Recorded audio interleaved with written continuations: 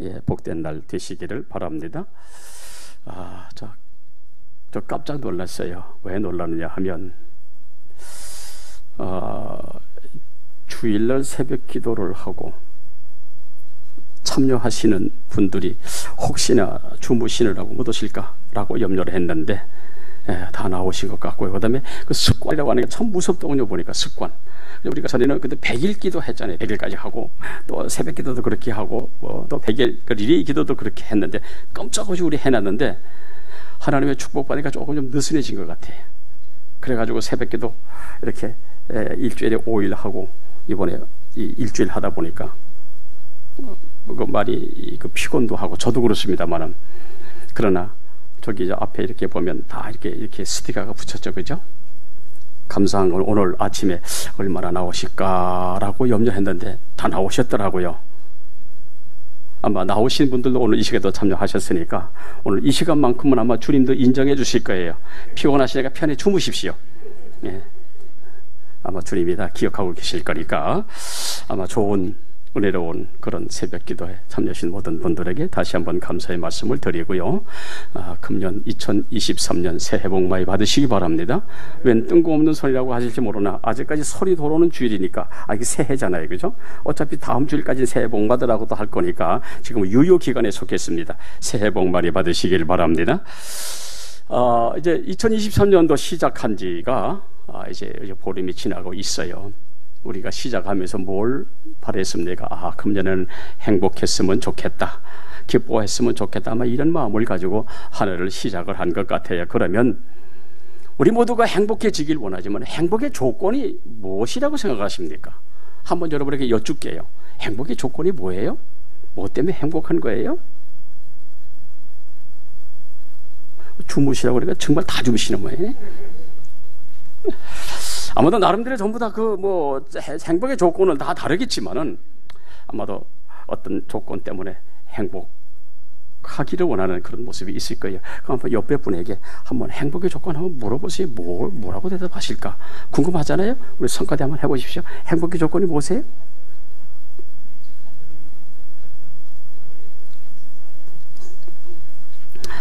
어떤 젊은 청년이 행복하기를 원해서 어떤 것이 행복한 것일까? 그래서 행복의 조건을 한번 찾으려고 여러 사람들을 만나가지고 물어봤대요. 행복의 조건이 뭡니까? 라고 물어보는데 다섯 사람에게 이 말을 물어봤는데 제일 첫 번째 사람에게, 이 첫 번째 사람은 길에서 노숙하는 사람입니다. 그 노숙하는 사람에 다가가서 당신의 행복의 조건이 뭡니까? 라고 물었대요. 그때만 그 사람이 하니까 아이고 그 두 말하면 잔소리죠. 돈이 행복의 조건이지요. 돈만 있어 보세요. 집도 이렇게 마련하고 또 거기서 새새 옷도 입고 또 맛있는 음식을 먹게 되니까 그거면 행복하지 않겠느냐. 노숙자가 그렇게 얘기하더래요. 이건 노숙자가 원하는 행복의 조건. 두 번째는 나이가 많은 한 부자에게 가서 행복의 조건을 물어봤다는 거예요. 행복의 조건이 무엇입니까? 라고 했더니 이분이 하는 말이 아이고 그거야 젊은 거고 건강한 거지. 건강하게 사는 것이 진정한 행복이야. 내 발 가지고 마음대로 걸어 다닐 수 있고 뛰어다닐 수 있다면 이것보다 행복한 것이 있겠어? 그래서 행복의 조건이 건강이야. 그러더래요. 근데 세 번째 사람에게 가서는 이 세 번째 사람은 아주 건강하고 젊은 사람인데 아직까지 결혼하지 못했어요. 그래서 이 사람에게 행복의 조건을 물어봤더니 행복의 조건이 뭡니까? 라고 했더니 아이고 그거야 따뜻한 가정을 만들어 화목하게 살아가는 것이 그것이 행복이 아니겠느냐 그러더래요. 기쁜 일도 슬픈 일도 언제나 아내와 함께 할 수 있고 재롱 부리는 토끼 같은 아이들이 있어서 그 애를 바라보면서 이게 행복이 아니겠느냐라고 이야기를 하더라는 거예요. 네 번째는 남편과 5 아이를 기른 여성에게 행복의 조건을 가서 물어봤대요. 행복의 조건이 뭡니까? 했더니 아이고 내 팔자야 아주 혼자만의 시간을 한번 가져봤으면 아주 원이 없겠다. 이게 행복이네. 아이들 5 키니까 얼마나 힘들었겠어요.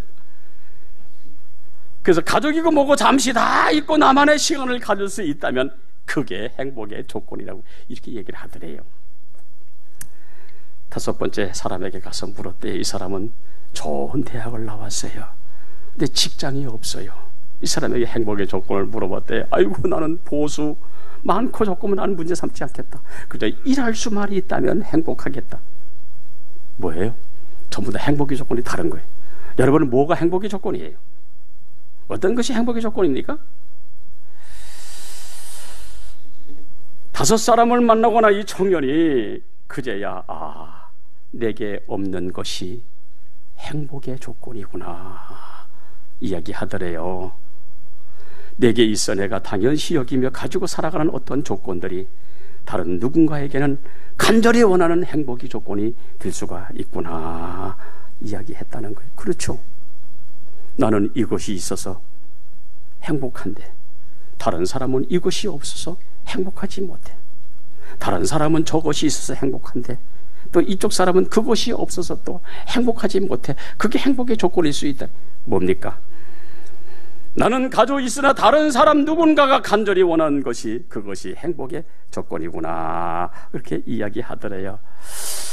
그러므로 여러분이 우리 멀리서 행복을 찾지 말고 그저 내 안에서 행복을 찾고 내가 가지고 누리고 사는 것에서 행복을 찾고 우린 믿는 사람이 예수 안에서 예수 때문에 행복을 찾고 여러분 그게 진정한 행복이에요. 우리 금년 2023년 예수 때문에 행복하고 예수 때문에 기뻐하고 예수 때문에 잘 되시기를 주 이름으로 축원합니다. 1620년에 청교도들이 영국의 메리 여왕으로부터 혹독한 핍박을 받았어요. 그래서 이들이 죽을 각오를 하고 신앙의 자유를 찾아서 떠났습니다. 이들이 탄 배는 180톤. 180톤 그렇게 안 커요. 그 180톤 되는 메이플라워 이 배에 무려 102명이 탔으니 거센 파도와 싸우는 험난한 여정이지만은 76일 만에 1620년 11월 20일 미국 동부해안 프리모스 항에 도착해서 거기서 선상 협약서를 작성하게 되어집니다. 선상 협약서. 우리는 첫째, 하나님의 영광을 위해 살자. 두 번째, 우리나라 국민들은 민주 정치를 구현한다. 이것이 그들이 미국에 도착해서 맺은 선상 협약서입니다. 하나님의 영광을 위해 살자. 그리고 민주주의에 입각한 민주정치를 구현한다 라고 정하고 혹독한 추위와 원주민들의 습격을 받아가면서도 그럼에도 불구하고 하나님을 섬기고자 교회를 짓고 예배를 드렸습니다. 양식이 부족했고 풍토병으로 동료가 죽어가는 땅, 그래서 총료를 땅에 묻어야 했지만 그들은 낙심하지 아니하고 믿음으로 서로 위로하며 어려움을 극복해 나갔어요. 동료가 풍토병으로 죽어갈 때마다 이들은 동료의 시신을 땅에 묻으면서 형제여 먼저 가시게 우리 천국에서 만나자. 천국에서 만나면 우리가 어떻게 어려움을 이기고 여기까지 온난지를 그때 가서 내가 알려주리라. 동료를 땅에 묻으면서 이러한 현실의 고통을 인내로 극복하며 땅에 정착한 청교도들,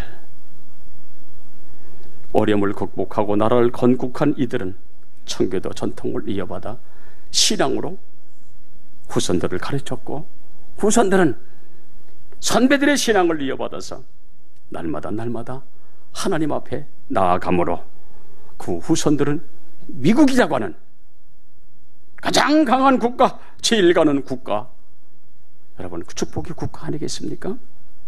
저절로 만들어진 것이 아니라 청교도들이 하나님 앞에 예배드리고 믿음으로 살아갔더니 하나님이 그 나라에게 그의 후손들에게 복을 주셨습니다. 그렇습니다.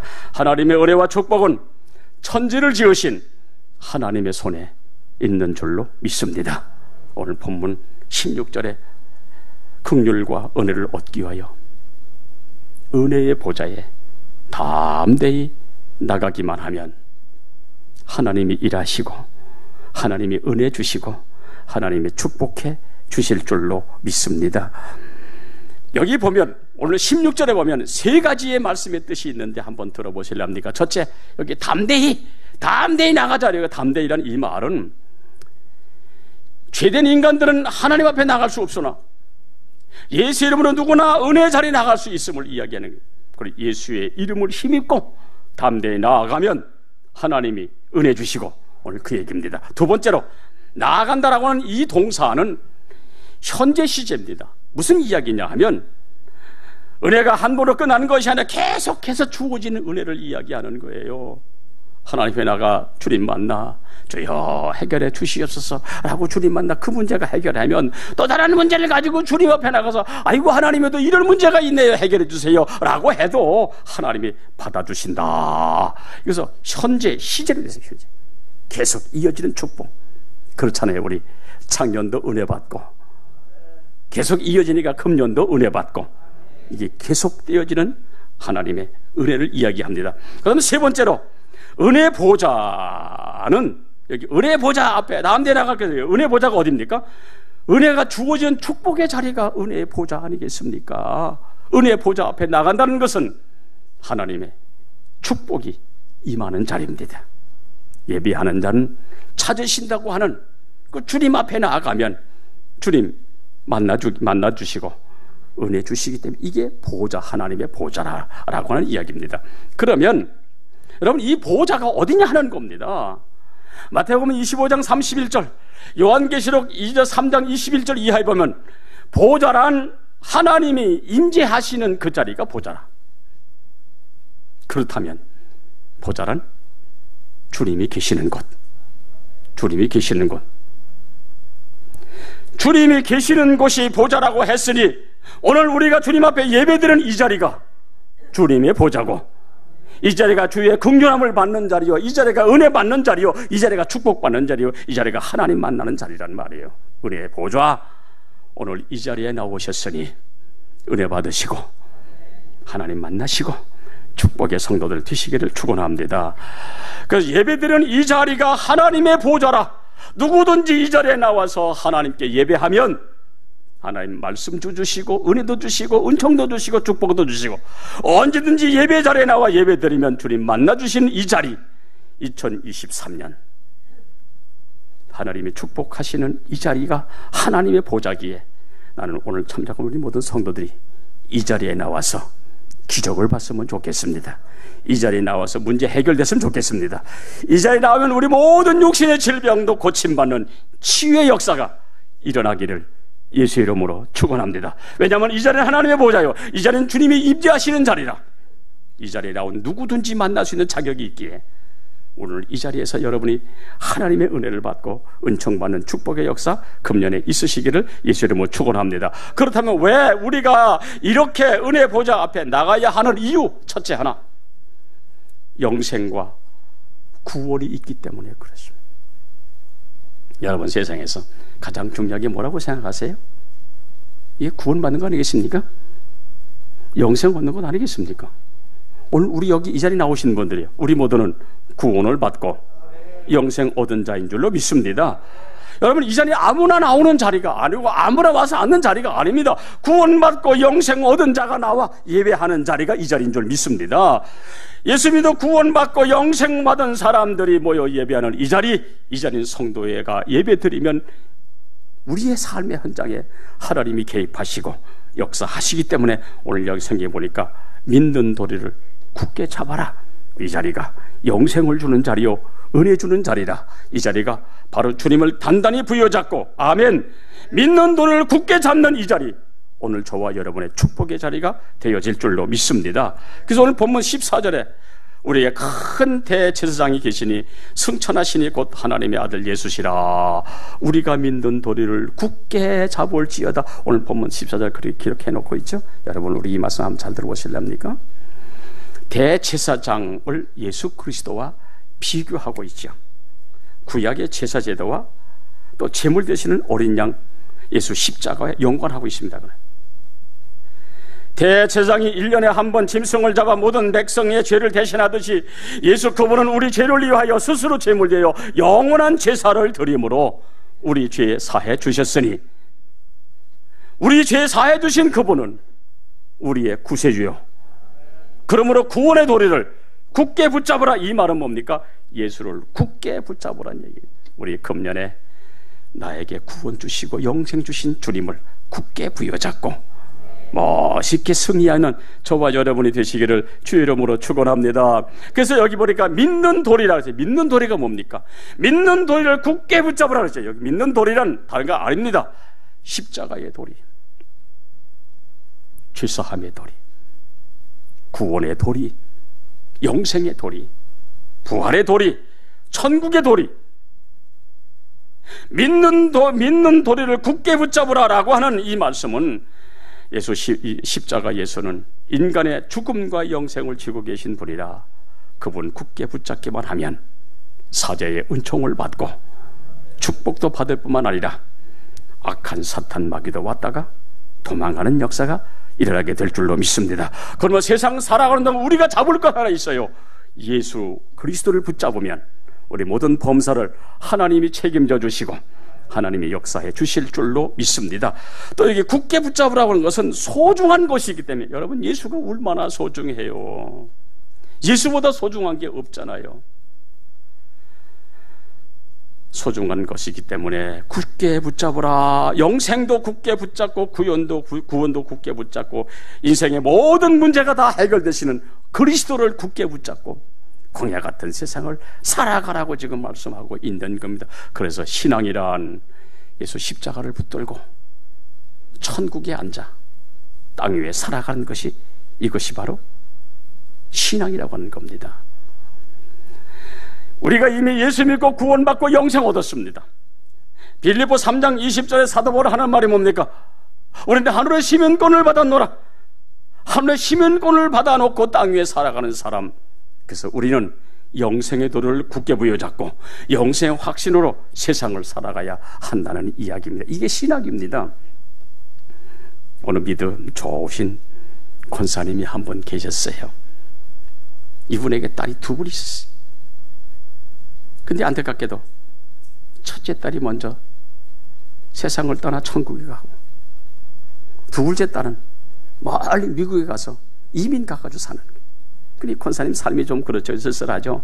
아이고, 큰딸은 이미 천국에 가 있고, 둘째 딸은 그래서 또 이게 뭐 가정을 만들어서 미국 가서 이민 가서 살아가니까. 그래서 이제 어느 날 이 권사님이 둘째 딸을 만나보려고 비행기를 타고 이제 미국으로 출발을 했어요. 뭐 저도 미국을 이렇게 갔다 오고 갔다 오신 분 많겠지만은 이게 뭐지 뭐 한두 시간 가지고 가는 거리가 아니잖아요. 그죠? 뭐라 13시간, 14시간, 막 15시간 이게 걸려가잖아요. 이 미국의 거리. 그 먼 거리를 타고 가야 하니 이 권사님이 무리한 시간을 메우기 위해서 앉아서 성경도 읽기도 하고 기도도 하기도 하고, 또 이분이 또 몇 번 다녀왔으니까 아이고 그 먼 거리 그냥 지루하게 이렇게 가는 시간이니까, 그래서 몇 번 갔다 왔다 하니까 이분이 뜨개질을 한 뜨개를 이렇게 준비해서 비행기 타고 가며 말씀도 보고 때로는 기도도 하고 때로는 이 뜨개질 하면서 이제 비행기를 타고 미국으로 이렇게 갑니다. 난 참 가다 보니까 여러분 이 공중에는 기류가 있어요. 기류 보이지 않는 기류가 있어가지고 갑자기 가다가 비행기가 푹 떨어질 때가 있단 말이에요. 가다가 이 비행기가 갑자기 심하게 요동을 치더니 갑자기 막 흔들리기 시작을 하니까 온 비행기 안에, 기체 안에 그냥 난리가 났어요. 비명도 지르고 여기저기 뭐 큰 소리 나고 많은 사람이 공포에 떨고 있는데 이 권사님만큼은 침착하게 앉아있는 거예요. 비행기가 너무 흔들리니까 이 권사님이 뜨개질도 할 수 없고 성경도 볼 수가 없으니까 조용히 앉아가지고 기도를 하고 계시는 거예요. 한참 뒤에 이 비행기가 다시 안정을 되찾자 옆에 있는 승객이 그 권사님을 봤으니까 권사님에게 아이고 아주머니 어떻게 그렇게 위태한 상황 속에서 그렇게 침착하실 수가 있으십니까? 라고 물었더니 이 권사님이 웃으시면서 하시는 말씀, 예, 저는 딸이 둘이 있습니다. 그 딸은 지금 천국에 살고 있고 둘째 딸은 지금 미국에 살고 있어요. 만약 이 비행기가 잘못해 추락한다면 천국에 가 있는 큰딸을 만나게 될 것이고 무사히 이 비행기가 미국에 도착하면 미국에 살고 있는 둘째 딸을 만나게 될 것입니다. 나는 하나님이 이렇게 하시든 저렇게 하시든 나는 아무런 상관이 없습니다. 나를 먼저 천국 가라고 하시면 천국 가 있는 둘째 딸을 만나, 좀 더 있다 오너라 미국에 도착하게 되면 둘째 딸을 만나고,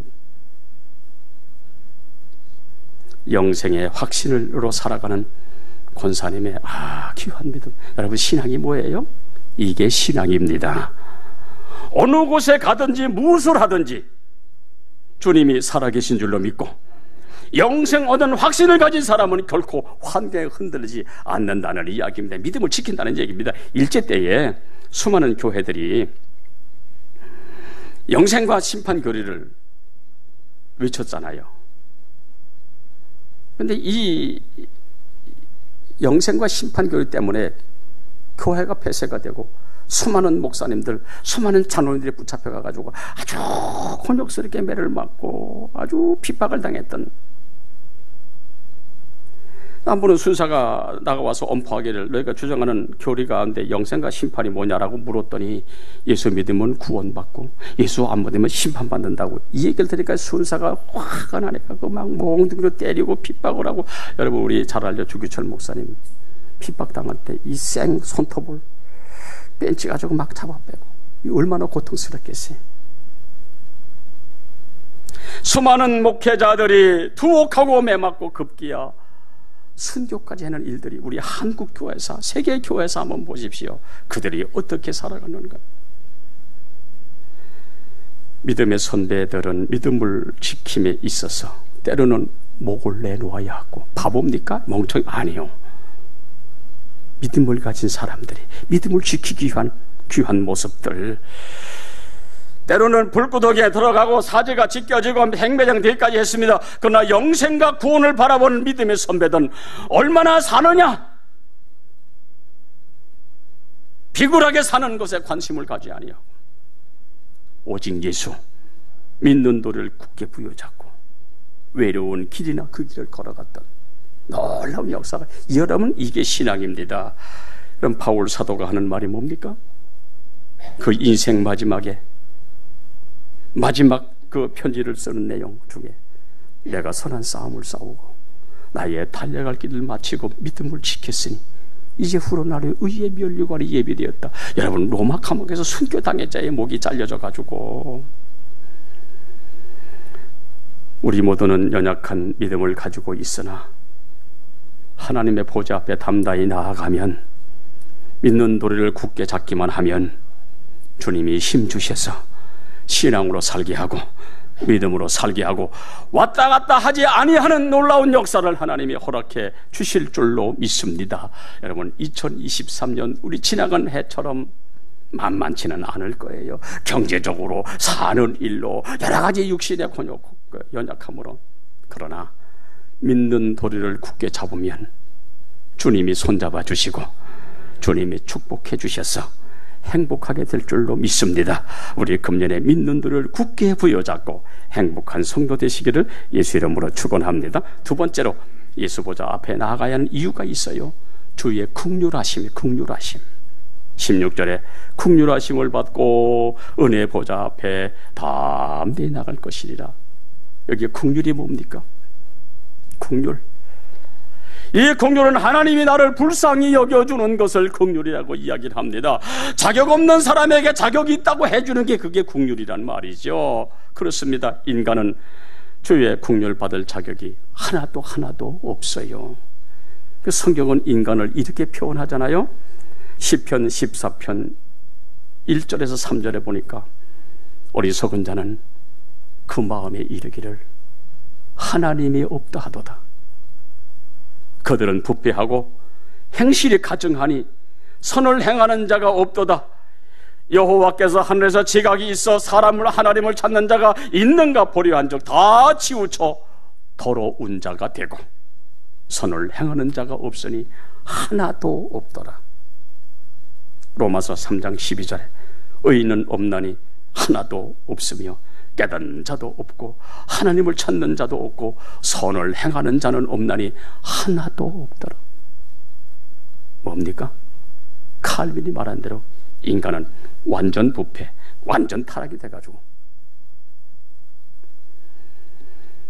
그래가지고 인간이 가지고 있는 모든 모습들 여러분 보세요. 얼마나 사람들이 다혈질이고 얼마나 사람들이 그 행실이 가증하고 얼마나 사람들이 포악을 하고 화도 잘 내고 여기저기 불평하고 뭐 다른 사람 볼 것 없어요. 내 속을 집으면 돼.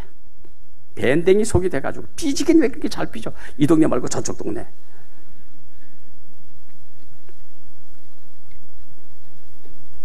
이해할 줄을 몰라. 자기에게 요만한 손해가 된다 싶으면 참을 수가 없어. 혈기왕성해. 여러분 이것 가지고 은혜 받기를 원한다면 이거 온강샘심 아닙니까? 어떠세요? 그래서 우리는 구원도 은총도 은혜도 받을 자격이 하나도 없는 거예요.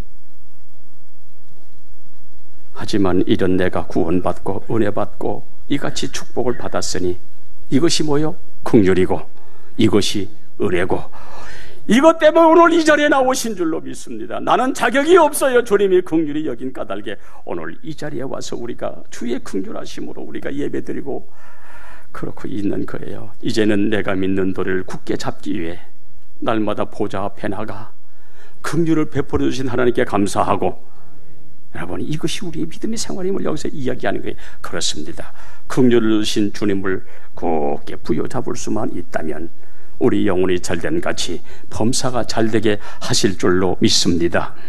우리나라 70년대, 80년대, 90년대까지 참 먹고 살기 힘들었잖아요. 그죠? 우리 장로님, 그죠? 우리 이갑순 사람님 그렇잖아요. 그죠? 참 힘들었어요. 참 보릿고개 그것도 제대로 먹지 못해.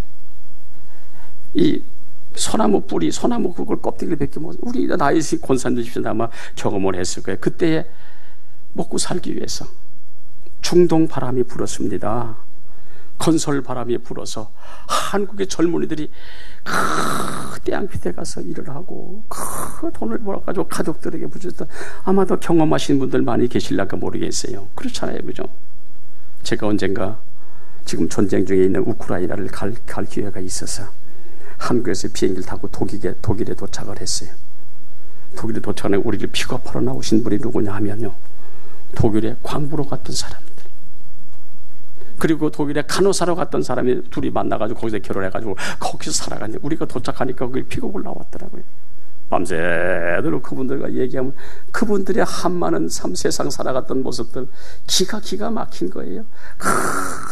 땅굴 수백 메다 내려가서 막장에 가가지고 탕을 캐 올려야 했고, 간호사들은 죽은 시체를 닦아야 했던 안타까운 역사가 우리 한국에 지금 남아 있잖아요. 이때 한 젊은이가 중동 바람이 불어 사우디아라비아의 건설 현장에 가서 일을 했어요. 늘 사고가 날 수 있는 그런 환경. 이 사람이 거기서 일을 하다 중장비 사고로 두 다리가 그냥 몽땅 그냥 부서져 버렸어요. 사경을 헤매도 중 38명의 수혈을 받아가며 한국병원으로 후송이 됐어요. 12번 대수술 받았어요. 5년밖에 살 수 없다고 하는 이 시한부 판정을 받았어요. 거기다가 고혈압, 당뇨병, 위궤양, 합병증이 돼가 사경을 헤매게 되어지니까 김병에 뭐가 없다고요? 효자가 없듯이 가족도 떠나고 친척도 떠나고 친구도 떠나고. 왜? 그러니까 이 살 길이 막막하잖아요. 7번이나 의족을 바꾸는 고통 속에서도 자기를 이렇게 만든 그에게 병신 만든 그 중장비 운전사 도저히 용서할 수가 없어. 내가 너만 아니면 내가 그래도 돈 벌어가지고 똥똥으로 살 텐데 내가 너 때문에 내 다리 몽땅 망가져. 그래 어떻게 해서 생각해 보세요. 기가 막힌 거 아니겠어요? 중장비 운전사를 원망하고 세상을 원망하고 기가 막힌 그런 모습이 이어져 가는 거예요. 속이 부글부글하죠, 날마다. 그리고 뭐 밥을 먹었는데 그게 제대로 소화가 되겠어요? 그러다 어느 날 이 사람이 복음을 받았어요. 사랑하는 여러분이요, 복음이 필요한 사람들이 우리 주변에 있는 줄로 믿습니다. 이 사람이 그런 환경 속에 복음을 받았어요. 복을 받고 자기가 그렇게 추하더라는 거예요. 예수를 믿고 보니까 자기 자신이 그렇게 추하더라는 거예요. 나 같은 인간이 그 엄청난 사고를 당했으면서도 자기 생명 붙어 있는 게 기적이고, 주의 긍휼이 아니면 도저히 살 수 없는 점을 깨달자 그때서야 자기 마음에 평안이 오더라는 거예요. 자기 마음에 평안이 오니까 자기를 병신만든 중장비 운전사를 용서를 해주게 되어지니까 그때 치유의 역사가 임하더니 휠체어를 타고 다니는 이 사람이 휠체어를 내던져버렸어요. 주님이 고치신 줄로 믿습니다. 이런 역사가 일어난 거예요. 그래서 이 사람이 은혜를 받고 목사가 됐어요. 병원 선교를 하고 병원 사역을 하면서 하나님이 나를 이렇게 쓰시려고 중동에 보내가지고 사고당하여 나로 하여금 오늘의 목사가 되게 하셨구나 생각을 하고 복음 성가로 활동을 하고 계세요, 그 목사님이. 그래서 그분이 지치어가지고 부르는 찬송가 중에 불 속에라도 들어가서, 여러분 잘 아시죠? 그 찬송을 지어 찬송하는 최수동 목사님, 우리 사진 한번 보여주세요. 사진. 저분입니다. 불 속에라도 들어가서.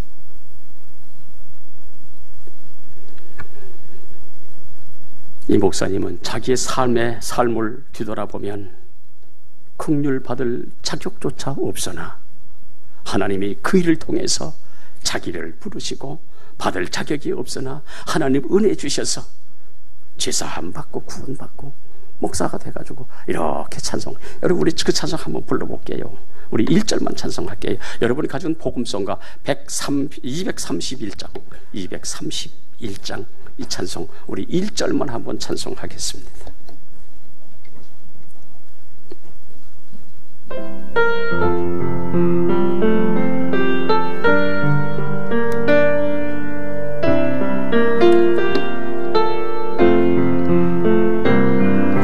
죄악된 세상을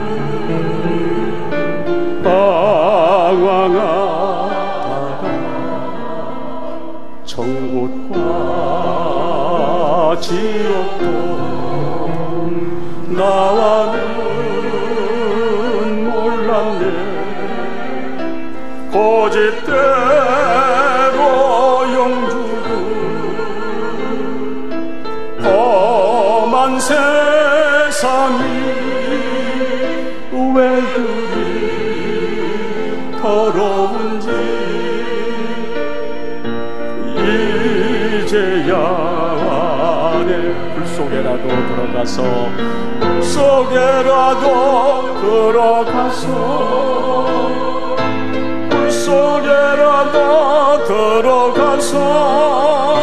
세상에 널리 전하리 주의 사랑을. 그렇습니다, 여러분이야. 주의 긍휼함을 받지 아니하면 한지라도 살 수 없는 것이 우리 연약한 우리 인생의 모습입니다. 그래서 긍휼하심을 받기 위하여 은혜의 보좌에 나아가서 믿는 도리를 굳게 잡기만 하면 주님께서 손잡아 주시고 모든 범사도 아름답게 만들어 주실 줄로 믿습니다. 2023년 은혜의 보좌 자리인 이 자리, 긍휼함이 있는 이 자리, 여러분 이 자리 잊지 마시고 이 자리에서 은혜 받고 이 자리에서 주님 만나 축복받고 행복한 여러분이 되시기를 예수 이름으로 축원합니다. 마지막 세 번째로 은혜 받는 길, 은혜 보좌 앞에 나가야 하는 길, 이 길밖에 없음을 이야기하고 있습니다. 16절에 보니까 때를 따라 돕는 은혜를 얻기 위하여 은혜의 보좌 앞에 담대 나갈 것이니라. 아주 귀한 말씀을 기록하고 있어요. 여기 나갈 것이다 하고는 이 뜻은 무슨 뜻이냐면 가까이 다가가서 상대를 볼 수 있게 하는 것, 말할 수 있게 하는 것, 만질 수 있도록 가까운 거리, 이 친밀함을 얘기하는 겁니다. 즉 은혜를 실제로 체험할 수 있는 만큼 가까이 나가는 것. 사랑하는 여러분들이요, 여기 우리 평안교회 세워졌습니다. 이 자리가 은혜의 자리고 이 자리가 은혜 받는 하나님의 보좌인 줄로 믿습니다. 교회에 가까이 나와 여기서 예배하고 여기서 기도하고 여기서 주님 만나면 여러분 이거보다 행복한 것이 더 있겠어요? 아름다운 성전 여러분 여기 지어놨잖아요. 이 자리가 저와 여러분에게 가장 가까운 자리가 되시기를 주의 이름으로 축원합니다. 하나님의 보좌는 은혜의 근원이 되는 곳입니다. 그러므로 은혜 받는 비결이 뭡니까? 하나님께 가까이 나가는 거예요. 여러분 교회 가까이 나오시기 바랍니다. 가까이 하시길 바랍니다. 어찌됐든 교회 중심으로 신앙생활하는 것이 이것이 복받는 비결이에요. 시편 73편 23절 하나님께 가까이함이 내게 복이라. 신명기 4장 29절 내가 만일 마음을 다하고 뜻을 다하고 찾고 찾으면 만나리라. 하나님 그렇게 말씀해 주셨으니 때를 따라주시는 은혜, 이 자리에 하나님 보좌 앞에 나와서 예배드리며 기도하는 중에 하나님 만남의 역사. 그래서 여러분 은혜 받으시고 금년에 은혜 받으시고 은혜의 주인공이 되시기를 주의 이름으로 축원합니다. 1952년도는 한창 여러분 우리 한국전쟁이 이어지잖아요. 왜냐하면 53년도에 휴전이 됐기 때문에 1952년 한창 전쟁이 막 일어나는 진행 중이던 12월 어느 날 미국의 밥 피어스 목사님, 빌리 그럼 목사님이 한국을 방문해보고 깜짝 놀랐어요.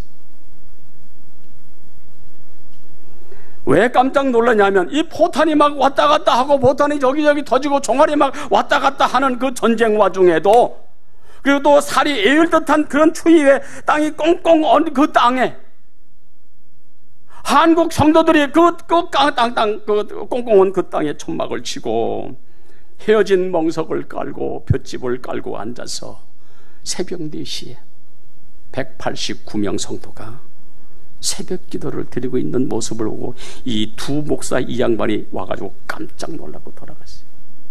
야, 어찌 포탄이 터지고 총알이 왔다 갔다 하는 그 와중에 살을 에듯한 그 엄청난 추위 속에서도 한국 성도들이 이렇게 새벽마다 은혜 보좌 앞에 나와 기도하는, 이 사람이 이 모습을 보라고 깜짝 놀라면서 빌리 그레엄 목사가 거기서 하는 말이 있어요. 전쟁 중에 이 추위에 아랑곳 없이 기도하는 저 사람들 때문에 한국은 될 것이다. 한국은 분명히 축복의 나라가 될 것이다. 빌리 그레엄 목사, 그래. 우리 사진 한번 보여주시죠. 누군가. 저기 밥 피어스 목사입니다. 우리 한국 전대 어린아이들 고아들 저 포탄에 맞아가지고 포탄이 터져가지고 막 다리 잃고 저 우리 한국 아이들 돌봤던 피어스 목사님, 바로 저분이 빌리 그레엄 목사입니다. 그 엄동설안에 포탄이 터지는 그 자리에서도 새벽 4시에 한국 성도 189명이 모여가지고 구멍난 멍석들을 깔아놓고 볏짚단을 깔아놓고 새벽 기도하는 그 모습을 바라보고, 그래 한국은 된다. 분명히 될 것이다.